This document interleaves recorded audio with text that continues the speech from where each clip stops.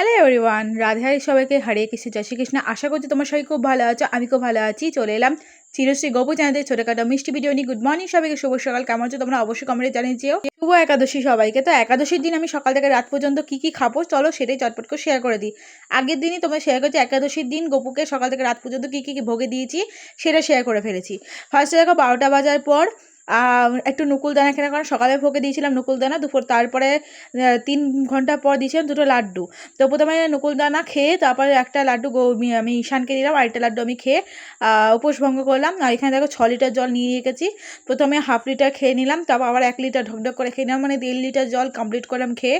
কারণ দেখো একাদশী দিন সারাটা দিন মানে 12টা অবধি তো আমি নির্জল উপোস থাকি। সেই 4:30 ঘুম থেকে উঠেছি, তারপর এখন পর্যন্ত আমি মিনিমাম 14 মালা জপ করে তারপরে ঘর মানে সিঁদুরে পরিষ্কার করা, গোপাল পুজো দেওয়া, 2বার গোপাল পুজো দেওয়া, চান টান করে ফ্রেশ হওয়া, স্কিন কেয়ার করা সব কমপ্লিট করেছি। তো তারপরে একটু খাওয়াটা দরকার, 12টা অবধি তো উপসী ছিলাম, তো গলা শুকিয়ে যাচ্ছিলো। এখানে আমার খুব শরীরটা খাওয়া করছিলো, ওষুধগুলো খেয়ে নিলাম। প্রথমে দাঁতে ব্যথার ওষুধ আর একটা ঠান্ডা লাগার ওষুধ ছিল। এখানে দেখো 2-3টে হোমিওপ্যাথিক ওষুধ খেয়ে অ্যালকাসুল খেয়ে নিলাম, কারণ আমার ইউনিকো ইনফেকশন তো ইউনি জ্বালা করছিলো, তো টিকতে পারছিলাম না, কারণ 12টা অবধি নির্জলা উপোস ছিলাম। তারপরে গোপালের সকাল প্রসাদ খেয়ে আমি জল খেয়ে উপোস ভঙ্গ করলাম, ওষুধগুলো খেলাম। তারপর গোপালকে ভোগে দিয়েছিলাম সাবুটাকে 3টে কলা দিয়ে, একটু বাতাসা, একটু টক দই দিয়ে মেখে দিয়েছিলাম, আর তার সাথে দিয়েছিলাম একটু মিষ্টি দই আর জল। তো সেই ভোগটা নামিয়ে আমি দেখো সাবুটা ভালো করে মেখে সাবুটা আর দইটা খেয়ে আমি কিন্তু দুপুরে জল খেয়ে পেট ভরে রেস্ট নিয়েছিলাম। তারপর একটু সন্ধ্যের দিকে খেয়ে নিলাম 1 কাপ চা, কারণ দেখো চা আমার সবথেকে ভালো। চা না খেলে মাথা ব্যথা কমবে না, আর মাথা প্রচণ্ড যন্ত্রণা করছে। চাটা খেয়ে নিলাম। খাওয়ার পর গোপালকে দিয়েছিলাম 1 প্লেট কলা। সেই কলাটা আমি একটা বাটিতে ঢেলে কলাটা আমি গ্রহণ করলাম। তো গোপালের ভোগ, তো আজকে গোপালকে যা যা ভোগে দিই সেটাই মোটামুটি খাই রাতে খাবারটা বাদে।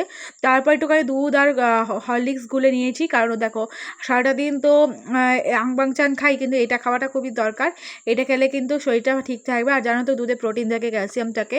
আমি তো ভেজিটেরিয়ান, তার মধ্যে সামনে আসছে রথযাত্রা, সেদিনও মানে 1 সপ্তাহ উপোস থাকবো। তারপর আবার শ্রাবণ মাস, তো দেখতে পর উপোসের চলবে, তো শরীরটা যেন দুর্বল না হয়ে যায় সেইভাবে ঠিক রাখতে হবে।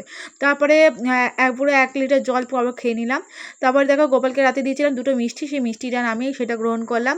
তো গোপালকে মিষ্টি গ্রহণ করার পর রাতে ডিনার করতে চলে এসেছি। ডিনারে ছিল হচ্ছে তোমার শ্যামা চালে আলু দিয়ে লঙ্কা দিয়ে ভাত, আর এটার মধ্যে কিন্তু নুন সন্দব নুন ইউজ করেছে, এমনি কাঁচা নুন কিন্তু তোমরা ইউজ করবে না, সন্দব নুন। আর তার মধ্যে একটু ঘি দিয়ে কাঁচা লঙ্কা দিয়ে রাতে খাবারটা কমপ্লিট করলাম। দেখতেই পাচ্ছ খাবারটা কিন্তু খুবই ভালো ছিল, টেস্টফুল, অ্যান্ড এটাই খাওয়া উচিত। শ্যামা চালই খাবে, কখনো পঞ্চশস্যের জিনিস খাবে না। খাওয়ার পর ফ্রেশ ওয়াশ করে এসে নিচে এসে ওষুধগুলো খেয়ে নিলাম। প্রথমে আমি এই 2টো ওষুধ খেয়ে নিলাম, খাওয়ার পরই একটুখানি জল খেয়ে নিলাম। তো যাই হোক, ভিডিওটা কেমন লাগলো জানিও, ভালো লাগলে অবশ্যই like, comment, share, subscribe, follow করে। এখন তো টাটা, দেখা হচ্ছে নতুন একটা মিষ্টি ভিডিওতে। গুড নিশা।